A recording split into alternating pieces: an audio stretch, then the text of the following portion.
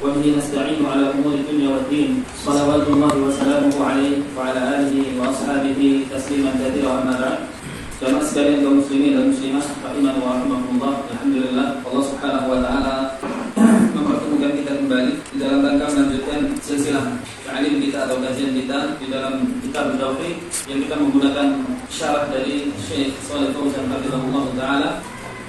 Yang mana kajian seperti ini adalah kajian yang penting bagi kita semuanya, memandang betapa besar di dalamnya membahas tentang hak Allah yang harus ditunaikan oleh seorang hambanya, dan apabila hak Allah tersebut ditunaikan maka selamatlah hambanya di dunia dan di akhirat, dan apabila ada hak-hak Allah yang tidak ditunaikan oleh hambanya tersebut di dunia maka celakalah akhiratnya dan sia-sialah yaitu hasil usahanya di dunia. Jamaah sekalian kaum muslimin dan muslimah rahimani wa rahimakumullah. Kemudian tidak kalah pentingnya bahwasanya seseorang yang memiliki tauhid atau pengetahuan tauhid atau yaitu ilmu akidah yang dia miliki sangat kuat, maka demikian ini adalah hal yang bisa menguatkan langkahnya di dunia sehingga bisa terbedakan padanya al-haq dan batil, dibedakan padanya al-haq dan batil. Seperti yang pernah saya analogikan tentang betapa pentingnya ilmu akidah, bahkan sejak dini. Akidah itu adalah keyakinan, akidah adalah keyakinan, dan tempatnya di mana? Dalam hati. Keyakinan tempatnya di dalam hati, dan keyakinan yang kita tempatkan di dalam hati itu harus kita punya prinsipnya. Jangan sampai keyakinan yang masuk ke dalam hati kita itu tidak ada sumbernya, tidak ada sumbernya. Ini jauh lebih bahaya.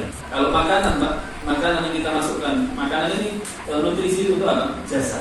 Tapi akidah nutrisi untuk hati. Jika makanan nutrisi untuk jasad ini, ya, kalau kita keracunan bagaimana? Masih bisa ada detoksifikasinya, kemudian bisa dikeluarkan, bisa ke dokter dan sebagainya. Intinya bisa terdeteksi prosesnya keracunan makanan. Tapi kalau keracunan akidah, luar biasa besar akibatnya, keburukan yang sangat besar, ya. Karena orang yang teracuni akidahnya tidak merasa dia teracuni, ya. Sehingga perjalanan ke depannya susah baginya membedakan mana yang hak, mana yang batil. Kenapa? Karena dari awal keyakinannya sudah teracuni, sudah terkontaminasi, susah. Bagaimana pernah saya ungkapkan ya, di kajian saya di Blitar kemarin, saya analogikan betapa pentingnya ilmu akidah, dan itu akan berakibat besar di kehidupan kita. Contoh yang simpel saja, kita meyakini sejak kapan bahwasanya gula itu manis. Tentu sejak kecil sekali kita dirasakan gula, tahu ini apa namanya gula, atau yang penting manis kita makan. Setelah kita dapat ilmu yang sumbernya benar, yaitu dari orang tua kita, sumbernya bahwasanya ini namanya gula, terus kita dikasih, gula ini rasanya manis, benar nggak? Sumbernya benar dan ilmunya benar, sehingga kita yakini gula itu, seandainya ada satu dunia orang di hadapan kita mengatakan enggak, gula itu pahit atau gula itu asin, goyah nggak kita? Berani menolak nggak? Berani, nggak bisa. Walaupun kita sendiri. Nah, kenapa ketika banyak kaum muslimin jangankan sendiri, banyak tapi berhadapan dengan teknologi yang menggoyahkan akidah, kemudian tulisan-tulisan baik di media sosial ataupun di dunia nyata yang menggoyahkan akidah, dia goyah akidah. Yang dulu mengatakan bahasanya kita harus bertawakal hanya kepada Allah, harus mentauhidkan Allah, jadi goyah.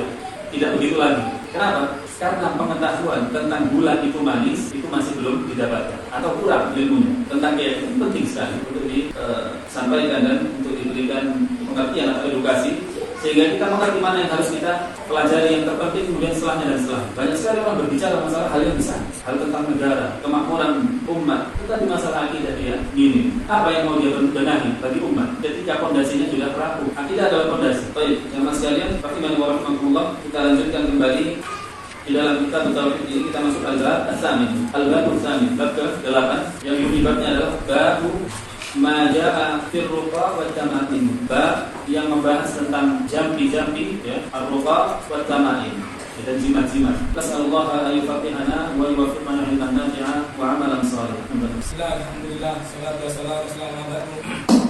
Qala al-mu'allif rahimahullah ta'ala, bab as-samin, bab ma jaa fi ruqa wa tamai. Bi sahihi an Abi Basir al-Ansari radhiyallahu anhu annahu kana ma Rasulillah sallallahu alaihi wasallam fi ba'di asfari fa arsala rasulan anna la yubqina fi alla yubqina fi raqabati ba'ir kiladatan min man watara aw min watari aw kiladatin illa kutiat. Rawahu Bukhari wa Muslim wa Ahmad. Dalam bab ke-8 ini muallif mencantumkan sebuah hadis Nabi sallallahu alaihi wasallam yang sahih, ada di Sahih Bukhari dan Muslim dari Abi Bashir Al-Ansari radhiyallahu anhu bahwasanya beliau pernah bersama Nabi sallallahu alaihi wasallam di dalam sebagian safar beliau. Bahwasanya beliau itu Abu Bashir Al-Ansari pernah bersama Nabi Muhammad sallallahu alaihi wasallam di safar beliau. Dan arsala rasulah. Kemudian Rasul sallallahu alaihi wasallam mengutus seseorang, alla yubqiyanna fi raqabati ba'irin qiladatan min watarin. Dan dipesan Rasul sallallahu alaihi wasallam kepada utusan tadi jangan sampai menyisakan ya pada leher-leher unta tadi, yaitu sesuatu hal yang digantung yang dari watar. Watar itu tali busur panah ya. Tali busur panah saya akan jelaskan kenapa mereka menggunakan tali busur panah di unta-unta mereka. Au qiladatan illa quti'at. Dan segala macam gantungan kecuali harus dipotong. Gantungan yang dipotong bukan unta, kecuali harus dipotong. Tidak boleh ada itu di dalam hewan, apalagi di tubuh pemiliknya, manusia. Nah, maksudnya Qala sarifu Abdullah Ta'ala qauluhu an Abi Basir Al-Ansari radhiyallahu an kana maskuran kunyatihi walam yukraf lahu ismun kama qala Ibnu Abdul Bar. Baik, sebelumnya kita baca dulu perkataan mu'allif di sini ya. Mungkin di kitab-kitab antum tidak ada, saya akan menjelaskan di sini. Beliau mengatakan hadal bab munasibatuhu lima qabla. Bab ini hubungannya dengan bab sebelumnya. Apa bab sebelumnya kemarin? Bab majaa ya, bab yang berkaitan tentang al-hilqah ya, menggantungkan labsul hilqah wal khayt wa naqdar bil tarafuq Fi rafil bala yang dirafil bala atau daf'ul rafil bala atau daf'ba yang membahas tentang menggantungkan apa? Gelang atau benda yang berjahit dan semacamnya di dalam rangka menolak bala atau mendatangkan manfaat dan yang semisalnya. Kemudian sekarang babnya mengenai tentang jambi-jambi dan jimat-jimat. Apa hubungan antara bab sebelumnya dan sekarang? Beliau mengatakan wa huwa babun minasyirki lubsul halqah wal khayt wa nahwuhuma. Bab yang sebelumnya termasuk yaitu kesyirikan, menggantungkan apa? Gelang dan yang semisal. Anna hadzal bab mukammilun lil babil ladzi qabla. Dan bab ini yang membahas tentang jambi-jambi dan jimat-jimat merupakan penyempurna bab sebelumnya. Penyempurna bab sebelumnya. Karena orang yang biasa menggunakan gantungan-gantungan atau kepercayaan yang seperti itu, maka dia tidak terlepas dari jimat atau jambi-jambi. Maka bab ini menyempurnakan bab sebelumnya. Di annahu dzakara anwa'in ukhra mukammilatun lima dzukira fil babil ladzi qabla. Karena di sini disebutkan jenis kesyirikan yang lainnya, yang merupakan satu jenis dan satu bangsa dari bab sebelumnya ya, yaitu apa sini bab jambi-jambi. Walakin al-bab alladhi qablahu sarraha asy-syaikh bi tarjamatihi bi anna lubsal halqah wal khayt min asy-syirk. Bedanya di bab sebelumnya disertakan minasyirki. Bab minasyirki lubsal halqah. Bab termasuk kesyirikan yaitu apa? Memakai gelang dan yang semisal. Wa amma huna falam yusarrih. Dan di sini yang bab ini tidak disebutkan minasyirk, tidak dijelaskan termasuk bagian dari kesyirikan. Bal qala, bahkan penulis langsung mengatakan majaa fir ruqa wat tamami. Bab yang membahas tentang yaitu jambi-jambi atau ruqyah dan jimat-jimat. Beliau mengatakan wa hadza min diqqati fiqhihi wa ma'rifatihi rahimahullah. Ini termasuk kedalaman ilmu beliau yaitu Syekh Muhammad bin Abdul Wahhab rahimahullah. Fa innahu idza kana al-hukm wadihan mansusan alaihi fil hadits dzakarahu fi tarjamah. Karena jika yang ingin beliau jelaskan itu terdapat redaksinya di dalam hadis, maka langsung beliau jelaskan secara detail sesuai dengan hadis. Maka disebutkan sesuai hadis Rasul sallallahu alaihi wasallam ketika mengatakan kepada seseorang yang lewat, "Ma hada?" Apa ini? Dia mengatakan ini adalah untuk wahina. Apa wahina? Penyakit yang ada di tangan. Spontan Rasul sallallahu alaihi wasallam mengatakan di tempat itu pula inzihha, lepaskan sekarang. Fa innaha la taziduka illa wahna. Karena benda ini tidak akan berpengaruh apapun kepadamu kecuali justru akan menambah kelemahan. Kemudian di dalam bab ini fahada min diqqati fiqhi rahimahullah wa syiddatu tawarru'ihi an idlaqil ahkam. Dan penjelasan beliau ini menjelaskan kepada kita tentang betapa hati-hatinya beliau di dalam membahas sebuah bab ilmu apalagi tentang kesyirikan. Kalau bab ruqyah ada dua, ada yang syirik, ada yang tidak. Makanya tidak disebutkan minasyirki. Tetapi yang sebelumnya, seluruhnya yang digantung itu adalah syirik selama ada keyakinan untuk menolak bala atau mendapatkan manfaat. Jelas ya? Kemudian beliau mengatakan di dalam Sahih Bukhari dan Sahih Muslim dan di dalam Musnad Imam Ahmad dari Abu Bashir Al-Ansari radhiyallahu anhu. Ini terkenal memang dengan kunyah seperti Abu Bashir Al-Ansari. Walakin araf lahu ismu, dan tidak diketahui namanya. Sebagaimana yang dikatakan Al-Imam Ibnu Abdul Bar.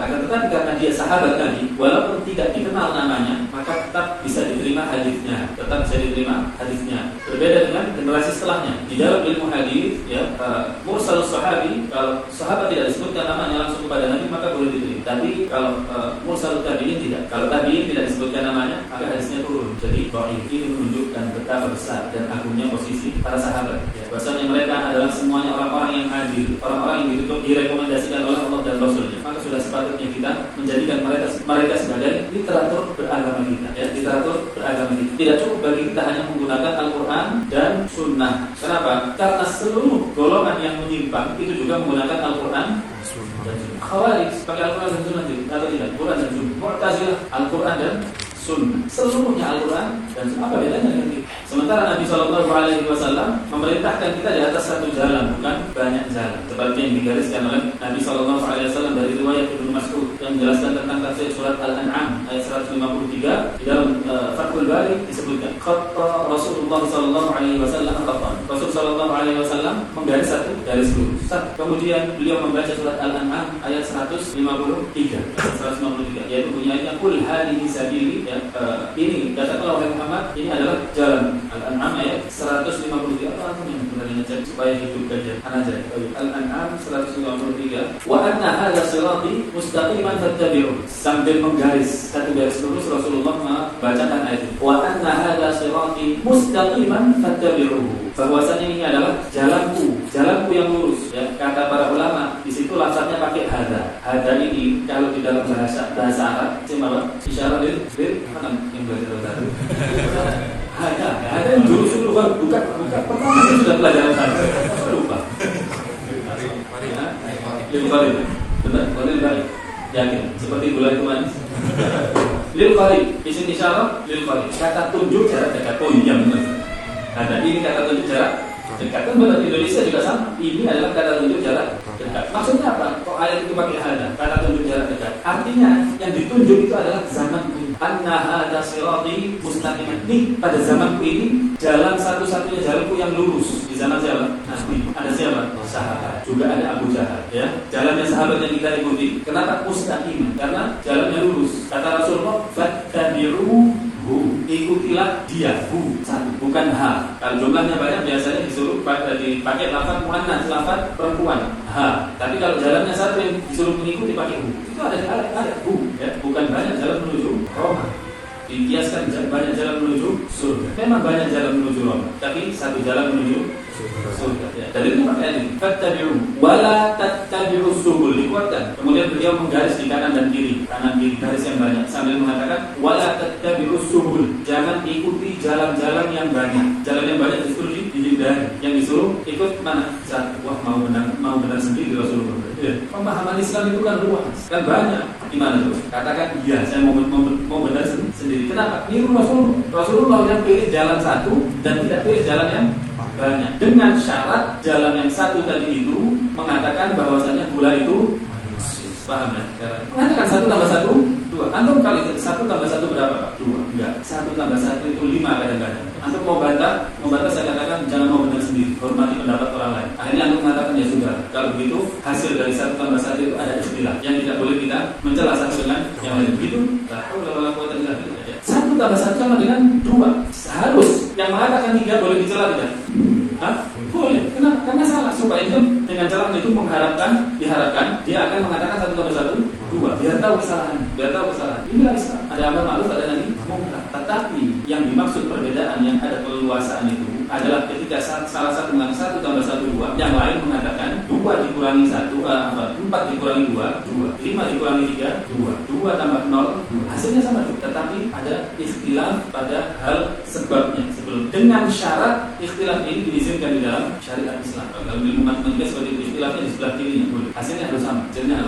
Maksudnya di dalam agama ini silahkan jika ada dalil yang menjelaskan tentang pendapat sesuatu mazhab dan pendapat itu tidak keluar dari cara pendalilan yang benar.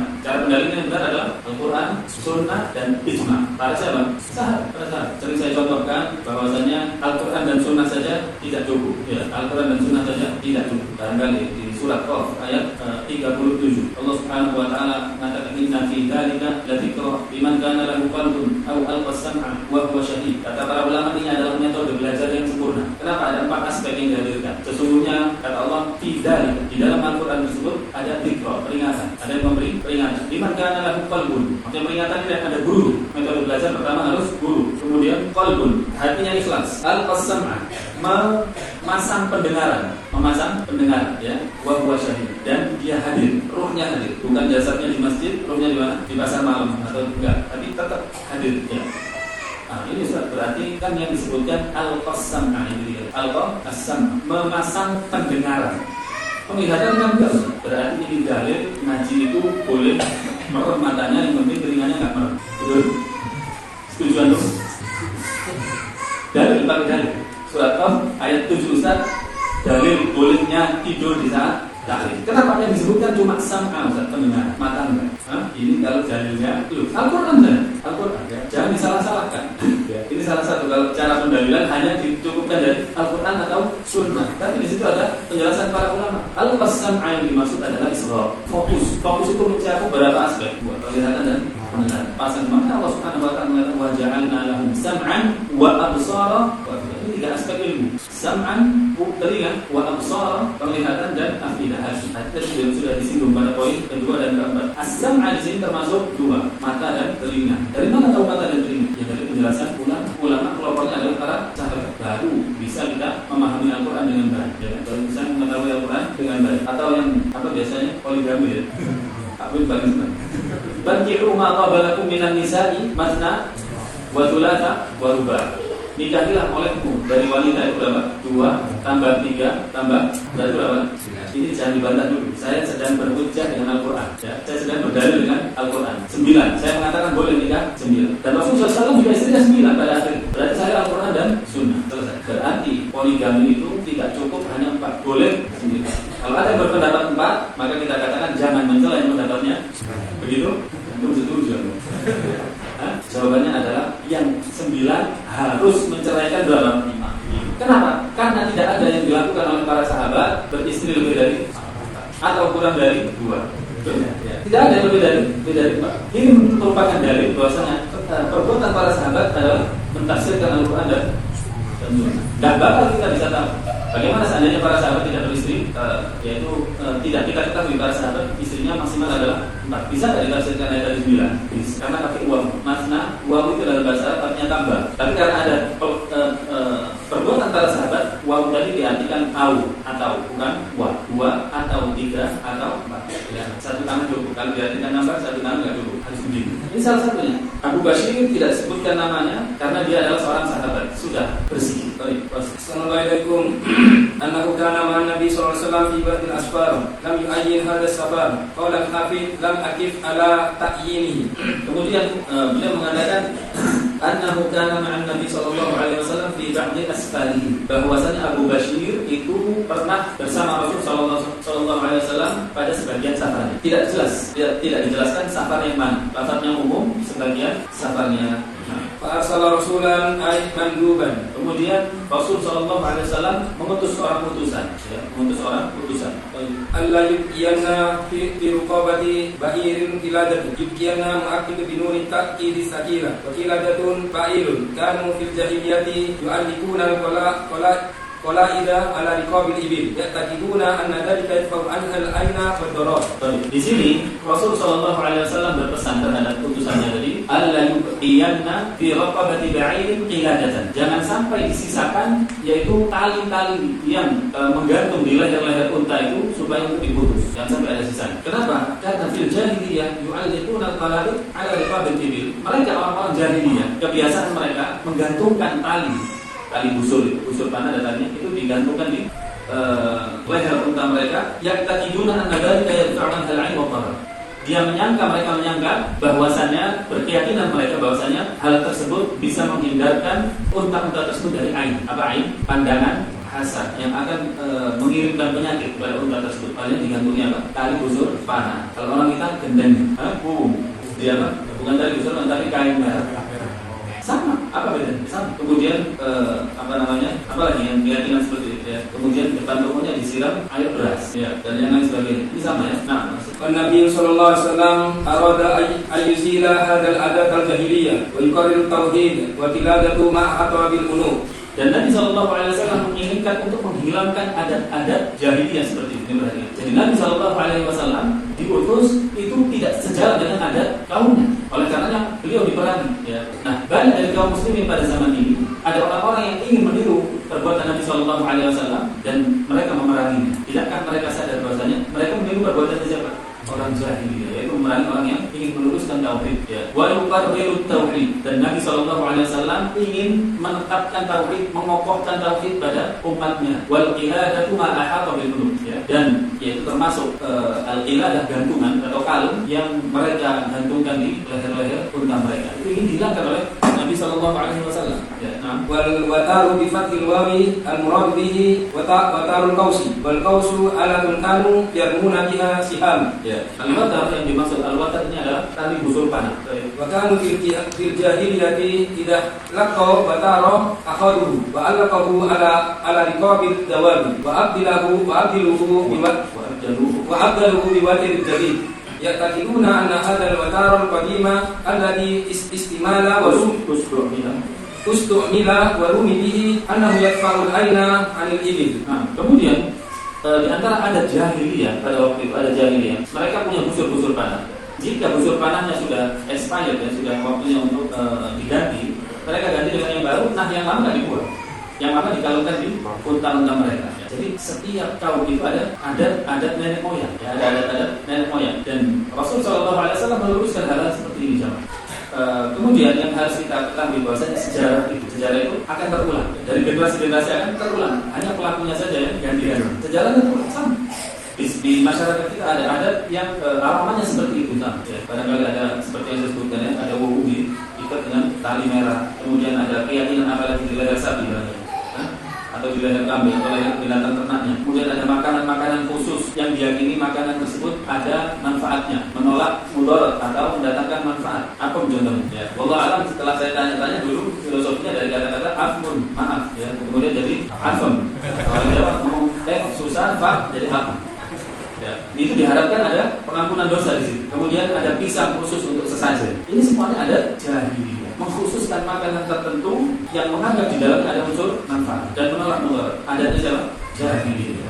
Dan Rasulullah SAW datang di antara mereka untuk menghapuskan itu semua. Di antaranya adalah keyakinan tali busur bekas itu ada manfaat ketika digalungkan ke unta-unta atau binatang ternak mereka, yaitu bisa menolak dari ain, kata mereka. Wa qawluhu aw qiladatu hada sakku min ar-rabi. Ar-Rasul sallallahu alaihi wasallam qala qiladatu min watar aw qala qiladatu matluqa mutlaqah sawa'un kanat min watari aw min ghairihi. Wa hada min diqqatihim radhiyallahu anhum fi riwayah.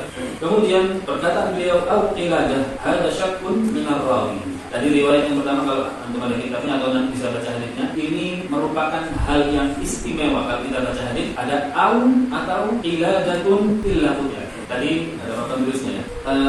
Perawi siapa perawinya dari Abu Bashir Al-Ansari, sahabat, mengatakan saya pernah bersama Nabi SAW. Kemudian beliau mengutus seorang utusan supaya ini memberantas seluruh qiladah, kalung yang terbuat dari watar. Berarti di sini ada pengkhususan kalung yang terbuat dari busur. Kemudian karena beliau ragu, jujurnya para perawi ya, tidak kadang seperti kita ragu di sini, tapi di sini tegas. Padahal di sininya ragu. Karena kalau kita sampaikan ragu, takut tidak diterima manusia, takut dikira ilmunya kurang. Tapi perawi tidak, terutama para sahabat. Tapi mengatakan au qiladatun illa hujjah, atau seluruh kalung ya, mungkin begitu bahasanya, dialeknya, atau seluruh intonasinya begitu, atau seluruh kalung ya mungkin. Ini menunjukkan apa? Keraguan. Bukan hanya kalung yang terbuat dari tali busur panah, tapi seluruh kalung. Illa hujjah, kecuali seluruhnya harus diputus, tidak boleh digantungkan. Di sini disebutkan bahwasanya ada syakkun minar rawi. Ini adalah bentuk keraguan dari perawi tersebut. Justru menyebutkan keraguan ini menunjukkan kedalaman ilmunya dan ketakwaannya kepada Allah Subhanahu wa taala yang tinggi, karena takut jatuh ke dalam kedustaan kan begitu. Oleh karenanya langsung diambil dan dimasukkan oleh Imam Bukhari di dalam sahihnya. Bukan berarti keraguannya itu keraguan atas ilmunya, tidak. Tapi di sini dia ingin menekankan kalau yang terbuat dari busur panah atau seluruh kalung, intinya barang yang diyakini ada kekuatan, manfaat atau sebab terjadinya mudarat, tapi itu bukan sebab, maka ini bagian dari syirik dan harus dihilangkan. Wa ala kulli hal fi dalilun ala man'i hadha syai'un min ayyi naw'in kana, sawa'un kana min watari aw min ghairihi, madama anna al-maqsudu minhu aqidatul fasida. Anna al-maqsuda minhu aqidatul fasida. Hatta walau kana min asuyuri aw min khuyudi aw min kharazi aw min ghairi dhalik. Kullu qiladatun yuqsadu biha hadzal maqsadul sirki fahiya mamnu'ah. Nah, kemudian dijelaskan oleh Syekh wa ala kulli hal, atas segala kondisi, yang penting dia benda yang dikalungkan tersebut diyakini ada manfaat dan merupakan sebab terjadinya bahaya atau sebab datangnya manfaat, tetapi itu bukan sebab, maka ini termasuk syirik walaupun terbuat dari tali busur panah atau yang lainnya, ya, terbuat dari tali busur panah atau dari kembang melati, ya. Kalau pernikahan biasanya ada keyakinan nggak ya? Kalau enggak ada ya, atau apa biasanya? Janur kuning ada keyakinan juga sama. Kemudian apa biasanya? Kembang mayang. Ya, kembang mayang. Apa? Janur. Janur kuning. Nah, itu semua ya. Alhamdulillah. Jadi ketika kita sudah paham hal-hal seperti itu dilarang oleh Nabi SAW, maka kalau kita tidak mampu karena kalah dominan ya di lingkungan keluarga, maka terapkan di keluarga kita. Karena kita adalah seorang mas'ul. Kata Rasulullah SAW, kullukum mas'ulun an ra'iyatihi. Setiap kalian itu akan ditanya tanggung jawabnya tentang keluarga. Tapi kalau kita mampu untuk mewarnai di skala yang lebih luas, maka lakukan. Tetapi yang pertama kita selamatkan adalah anfusakum wa ahlikum. Amma qalaidu allati la yuqsadu minha maqsudun sirki, mithlu qalabil hadi qilabil hadi alladhi yuhdar lil baitil atiq fala kharaja fiha. Adapun gantungan-gantungan atau kalung-kalung di leher hewan yang tidak ada maksud manfaat atau mudarat, maka tidak jadi masalah. Barangkali ya orang jual kambing pas hewan kurban ditandai pakai kalung, ini punyanya si fulan, ini enggak masalah. Syirik.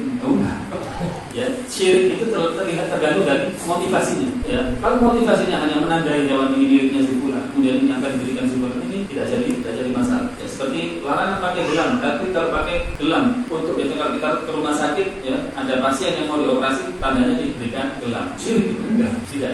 Atau pakai arloji jam tangan, ini tidak jadi masalah. Gelang yang dimaksud adalah benda yang dikenal seluruh manusia kalau dikatakan ini apa? Gelang.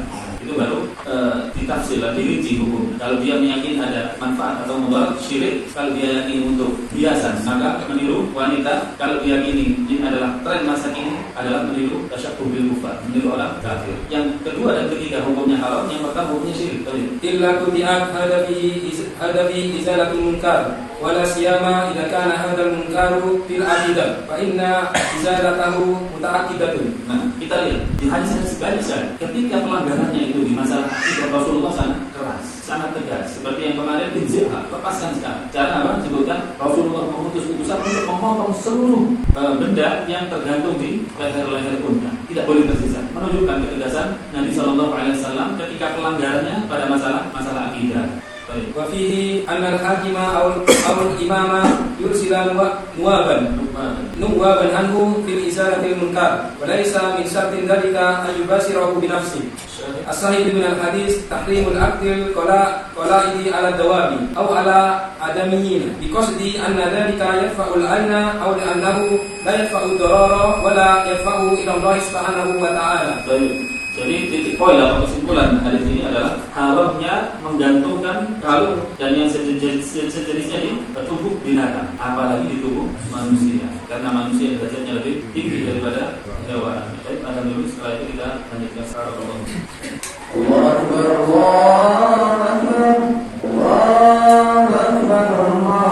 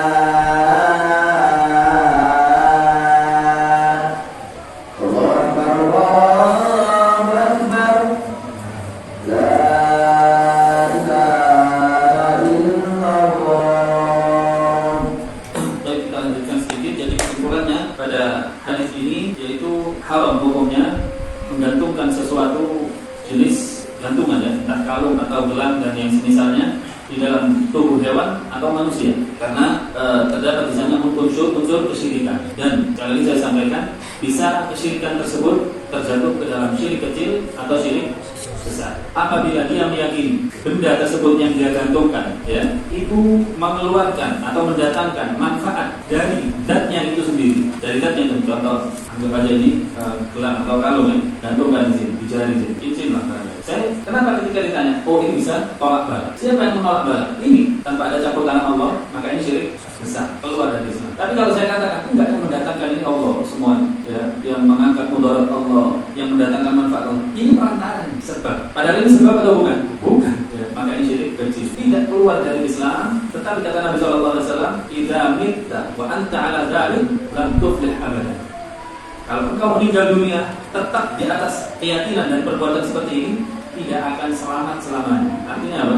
Tetap diadab di neraka sesuai dengan kadar maksiatnya, walaupun nanti dia akan masuk surga karena belum keluar dari Islam. Tetapi azab syirik sangat pedih kata Allah Subhanahu wa taala. Dan tidak ada ampunan, berbeda dengan dosa besar. Termasuk di sini adalah menggantungkan sesuatu di rumah, di tubuh hewan, tubuh manusia, anak-anak dan selainnya. Ya, selama itu bukan sebab, maka jauhi. Ya, maka jauhi. Termasuk kalung kesehatan. Ya, yang itu kalung kesehatan. Saya sudah tanya sendiri sama dokter, nggak ada itu. Nggak ada penelitian medis yang membuktikan bahwasanya itu merupakan sebab obat penyakit. Tidak ada. Ya, maka itu bisa masuk ke dalam hadis Nabi SAW. Al-Ilah. Ya. Mungkin ini materi yang bisa kita kaji pada kesempatan kali ini. Atau jika ada yang mau disampaikan sebelum kita akhiri, kalau begitu. Ya, kalau ini menyangkut tadi kain merah ya, kain merah yang buku. Kan saya beli rumah itu sudah ada, masih nggak ada gitu. Kain merah. Apa harus dicopot gimana? Kalau antum mampu copot. Insya Allah mampu. Nah, di dalam kain merah itu ada paku emasnya. Kalau nanti saya cari, kalau ketemu saya jual gimana itu? Itu ada itu pasti mas. Saya cuma tahu memang paku emasnya itu. Antum beli rumah ini termasuk itu kan? Berarti itu hak antum. Termasuk itu kan? Iya, semuanya. Termasuk hak antum. Kalau bagi kalian mau dijual, tapi saran saya di dalam proses melepasnya antum sambil baca ayat kursi. Ya, karena itu di situ sudah jadi saran dari Jibril untuk hal-hal yang dipersekutukan Allah Subhanahu wa taala di sana. Ya, sambil baca ayat kursi atau baca ayat kursi yang paling tegas ya hadisnya yang saat Abu Hurairah diajarkan oleh jin. Nah, halal itu bagus kalau emas ya.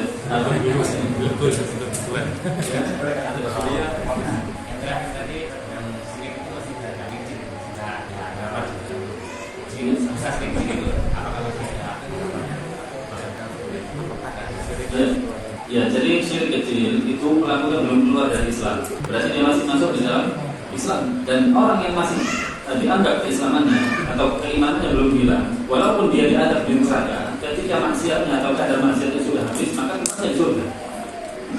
Tempatnya di surga. Tapi berapa lamanya di neraka Allah? Intinya 1 hari bagikan 1000 tahun. 1 hari di neraka bagikan 1000 tahun. Umur kita aja nggak sampai 1000 tahun. Kadang kita kasih analogi yang simpel saja. Sudah di saat pergi puskesmas atau ke sebuah instansi tertentu dapat antrian nomornya berapa? Waduh, 60 Pak. Dia sudah mengeluh di sini. Bagaimana dengan bagikan 1000 tahun? Ya, kadang di lisan manusia ini ringan mengucapkan nggak apa-apa masuk neraka yang akhirnya juga masuk surga. Ya, dikira masuk neraka itu kayak antrian itu nomor 64 atau antrian nomor berapa? Ya, bahkan ketika panas matahari yang terik, kemudian lampu merah nggak ditunjukkan dilihat jamnya 120. Waduh, ada cuma 120 detik di atas matahari yang terik sudah gugur, sudah nggak pecah. Itulah ketika kita bisa mencerna di dalam kondisi tertentu yang justru Allah Subhanahu wa taala sebutkan ini jauh lebih panas daripada hal tersebut. Bahkan api di dunia yang terpanas itu dikalikan 70 atau 69, 70-nya adalah api neraka. Bahkan disebutkan siksa teringan api neraka itu siksanya pamannya Nabi Sallallahu Alaihi Wasallam Abu Thalib yang dikenakan alas kaki di bawahnya mendidik otak. Ya, itu teringan. Itu orang yang sudah membela Nabi, orang yang ketika Nabi diganggu berada di hadap paling depan sendiri dengan hartanya dan jiwanya. Ya, dengan Abu Thalib yang masih kufur itu saja masih jauh gitu, dengan Abu Thalib. Mudah-mudahan kita semua diselamatkan oleh Allah Subhanahu Wa Taala di dunia dan akhirat. Kita lagi. Ya. Adanya itu kalau sampai orang meninggal sampai pas geraknya itu pas matinya itu sebenarnya itu kan dikasih itu gimana di kan dari dunia itu kan ada punya tapi itu kan doakan hitungan itu Apa yang hitungan? ya waktu itu kemudian itu Yang hitungannya apa? ada apa kemudian kan dihajatkan gitu kan Yang dihajatkan apa ya? hanya dua itu Makanannya loh. dia makanannya itu Nah itu. Harusnya didoakan kan mayatnya. itu hukumnya gimana? Berarti kan apa sampai doa kepada makanan? Maksudnya diniatkan sodakoh. Sodakoh. Baik, ini ada beberapa pelanggaran. Sodakoh yang dicontohkan oleh Nabi Shallallahu Alaihi Wasallam itu adalah ikhlas. Ikhlas kemudian diberikan kepada yang berhak kan tanpa hitungan. Kita pernah menemukan nggak Nabi Shallallahu Alaihi Wasallam membagikan makanan kepada fakir miskin atau Utsman bin Affan atau Abu Bakar As-Siddiq kembali kumpulin dulu.